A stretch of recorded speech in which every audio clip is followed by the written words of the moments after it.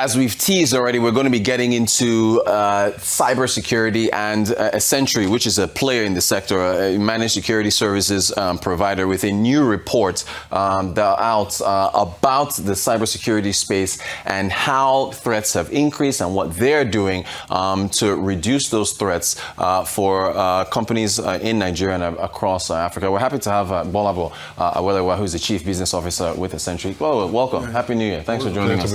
Please have a seat. Thanks for joining us on a Friday. So, talk to us about the title of this report, the Evolved Phalanx.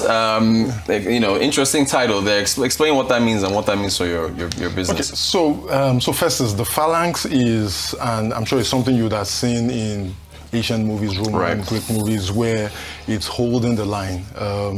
The armies or the protectors, the defender is holding the line and pushing the offensive engagement backwards and ensuring they can't penetrate them. But also back in the days, the Phalanx always had its own holes. They had their gaps.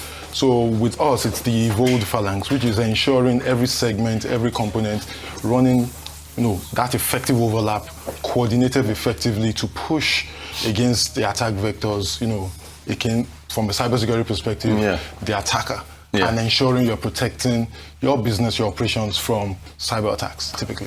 Now, this report that we're looking at, the summary there, it's talked about 2025 being a defining year in cybersecurity. So, can you give us a summary of what 2025 looked like and how you folks adjusted to the increased threats and so on and so forth? Okay, so major happenings in 2025 was better attention to Africa and especially tech businesses in Nigeria. So before we were in that situation where, yes, we were building tech, providing services, but we were not getting that much attention. So the average startup or tech company didn't think, oh, are we that relevant to be breached? Or is our data that important? But with 2025 and the kind of energy we have, especially in Nigeria, not just Africa, where our adoption rate is quite, it's premium, I must say, especially from an AI perspective. We got that attention. Our payment services work globally now. So yes, our data is very important. So the attackers evolved too. They became more strategic. They became more structured, not the lousy old approach of when you see them coming. So they were more quiet. They were paying more attention to getting proper access and getting a hold of, their victims. So, and that happened a lot. It wasn't your typical ransomware where they encrypt your data. No, they stay in your system. They capture your data. They let you know they have your data. In fact, they continuously alter and provide while they've announced it to you before they even make it public. And then you need to make a decision on what you need to do. Major attacks last year too were identity-based. This one is not about, they have access to your information, some critical access, and they sit in your environment and can alter, make adjustments, perform transactions, fine, possibly with collusion from an insider, but this is proper access to the extent that the security tools would think is legitimate activity. So that's the difference. It was a bit strategic, a bit structured, a bit coordinated. So bad actors came together. You can tell that this is coordinated, not just one person trying to be lucky. So I mean, that sounds pretty scary. Talk to us about how you all are, I love the movie war analogy, by the way. With the Phalanx, talk about how you are fighting those, pushing back on those threats. So what we did with, our customers, especially for businesses that subscribe to our services, was, see, there are different components. There's cyber defense, there's cyber offense, there's threat intelligence, especially, and we typically provide these services in order. So for a lot of organizations, they bring one before the other.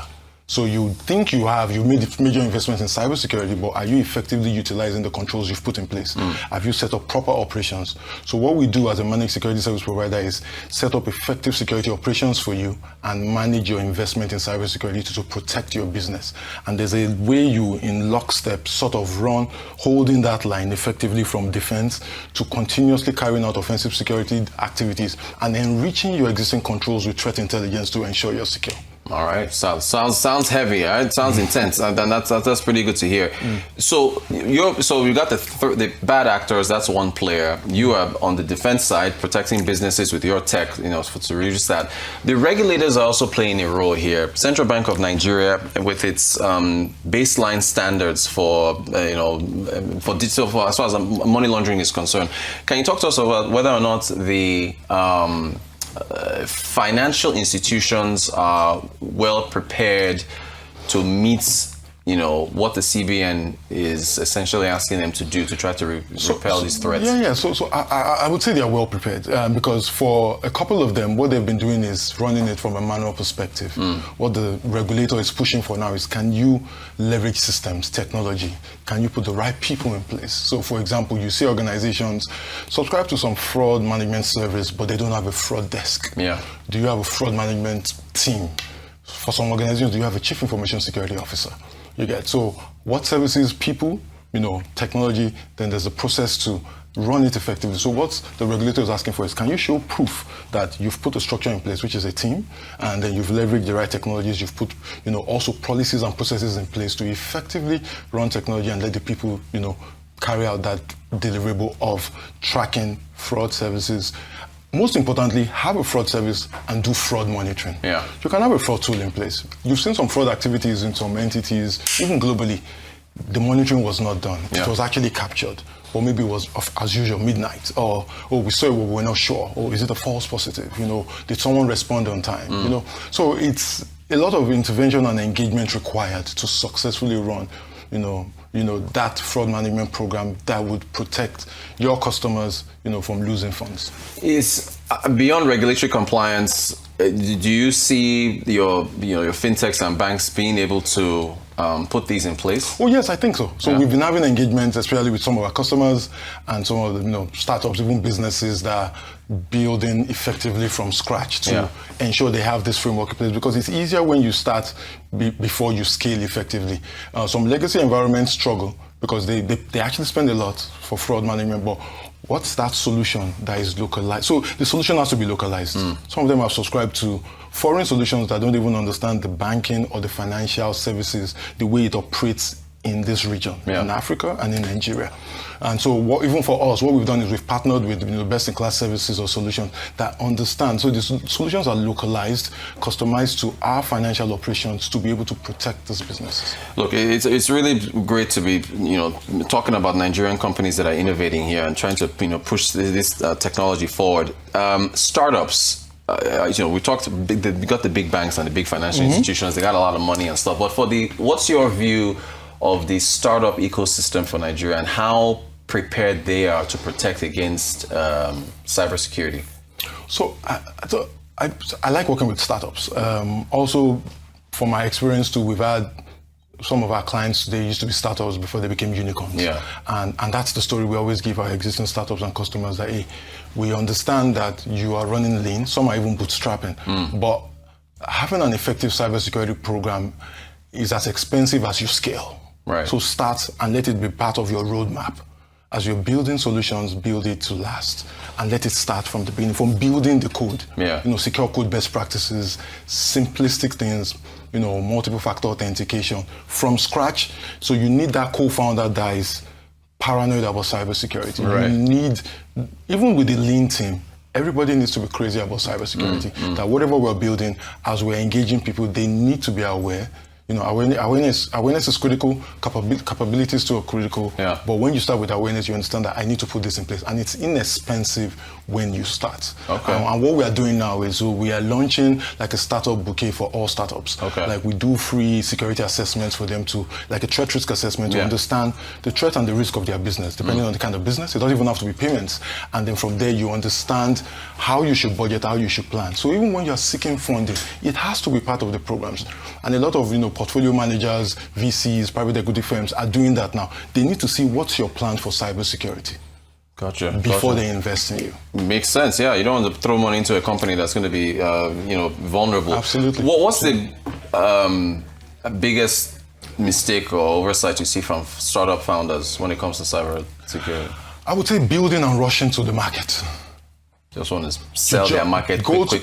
So I'll tell you, I've seen a lot of startups. You don't hear it at times. Go to market and rush back in. Yeah. So and guess what? I won't say I'm excited, but the truth is, it's business at times. Yeah. That inflection point, they're desperate. Oh, we need to do this. Oh, we need to do that. But so I think it's good. But and I've seen a bit of, there's some changes now. Startups are thinking and are starting, okay, what do we need to do? Okay, we don't have a budget, which is part of also what we do. We sort of try to make it cost effective that, hey, don't listen to the hype, because for some people are just out there to sell. But what we are trying to do is we build and we work with them as they grow and they scale. So there are just some cost-effective things you can do from scratch. Don't rush to market. Ensure the solution and product you're putting out is secure. And it's actually very easy to do. And we help with that. So you help with that. So if a startup founder is watching this now, what's the first thing they do? Call you or go to the website or, Oh, yeah. So check us out on LinkedIn. Go to our website, www.esentry.io. And just reach out to us. We will do a free threat risk assessment, advise you. So we prioritize advisory, help you understand, even budget, scale. Now, as your product grows, as you release this product, continuously put this in place, do these assessments, train your developers, do consistent security awareness programs. And then we're good. I have to ask you about this, some breaking news that was on earlier. The U.S. Treasury Secretary, Scott Bessent, summoned some Wall Street bankers to talk about Claude and Mythos and how this, you're obviously humans, right? Working on cybersecurity, but you've got these companies that are putting out, that's AI is doing the cybersecurity. What's your assessment? Are you threatened by that? And also, I want to also talk about the risk of AI and cybersecurity as well. Okay, so first, when I read about it yesterday, I was super excited. I was like, damn, good stuff for us. So AI cybersecurity, I can assure you, for the real cybersecurity practitioners, we're not worried because it helps us respond quicker. It helps us protect better. So we are not worried. So, but based on the hype of Claude Mythos, the concerns, especially at the national level, especially in the US, is, and I'll be honest with you, is it gets in the hand of the bad actor. Then the guy can do just so much. And that is why Anthropic, what they've done is release it to these big players, major operating system providers, major global software providers to enjoy it, leverage, build their systems, especially for their legacy systems, identify those vulnerabilities, close them. And guess what? I suspect, what I envisage, what I predict is, just like some very critical national level solutions, this will be regulated. Some years ago, we implemented some services for law enforcement, and we had to get permissions from federal. Like the OEM had to get a letter from the federal government that we are allowed to implement this solution for the law enforcement arm. And that's what will happen to solutions like Claude Mythos. It won't be for everybody. But yes, there's a need for the paranoia because it mustn't get into the bad hands. And it will not. Oh, just for viewers, OEM is an original equipment manufacturer, right? Okay, so what is your report talks about what to expect in 2026? Are threats going to get more sophisticated? What's your outlook for cybersecurity for 2026? Also, yes, definitely threats are already more sophisticated. They would continue to be. One thing is for sure, as technology is advancing, so are the threats. But the good part is so are the security controls too. So, for example, our mandate is to continue to stay ahead of the curve. So, for example, like I told you earlier, the ransomware attacks are not the typical encrypt data. The ransomware is a bit different now. It's more targeted. And I'll give you an example. The ransomware attacker has made some moves before where the guy decided not to pay him. It's a waste of his time. So now it's more targeted. They will target the person they are sure this data is so critical they will pay. Also, identity. The attack on identity is second to none. People are losing identity. Organizations are losing identity. And basically what it does is it just opens the gate for the attacker. And your tools will see it as a legitimate activity, legitimate access. Hey. So yeah, it's crazy.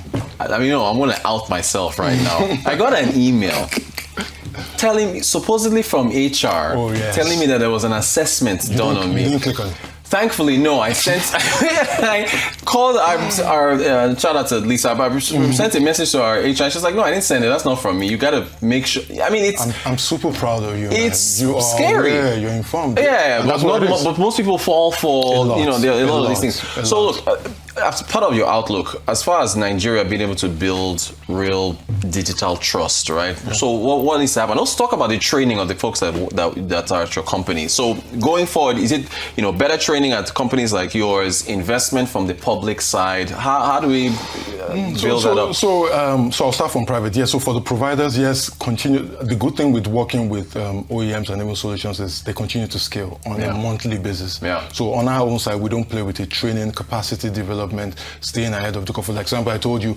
Mythos came through, and to be honest, we literally were excited, like we wish we could get a hold of this to be able to leverage it. Yeah. At the national level, the continuous awareness, I know some ministries are doing a good job to put, especially the Digital Economy Ministry. So for example, the CBN put out the cybersecurity self-assessment tool to organizations they regulate to. Do you know what? Be honest. Can you confirm that you have an effective security program, you have adequate controls, and then be able to report properly?